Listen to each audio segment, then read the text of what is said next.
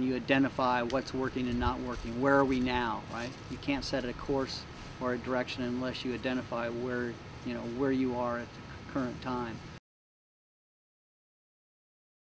The old definition of insanity was doing things over and over again and expecting different results. I think the definition of insanity is, not being accountable to yourself. Is, people who set goals, okay, and then, for themselves and then don't accomplish them are insane.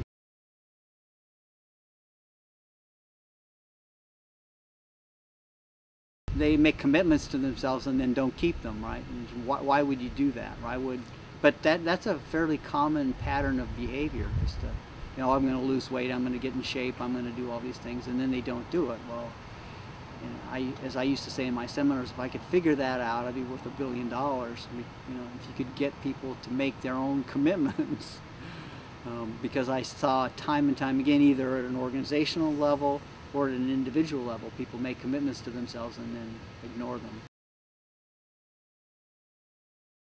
What they need is the empowerment, and that plays right into the idea of the authority to decide and act. Okay, I've got to.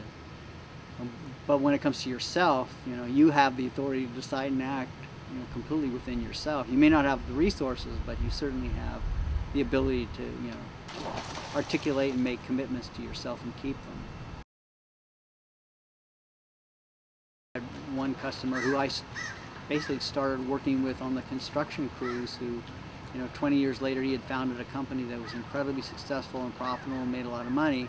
And one of the things he said to me is, look, we set this list of goals during the planning process and we accomplished every one of them.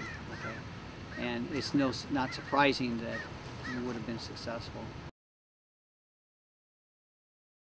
And I don't dismiss the fact there's also a lot of luck associated with running a business, but that's where adjusting and adaptability comes in as well. It's not enough just to have a direction and an idea, that you have to make the adjustments as you go and adapt. There's been, in my business career, there's been phenomenal changes in business technology, and the companies that are able to utilize it and adapt to it are the ones that I think are the most successful.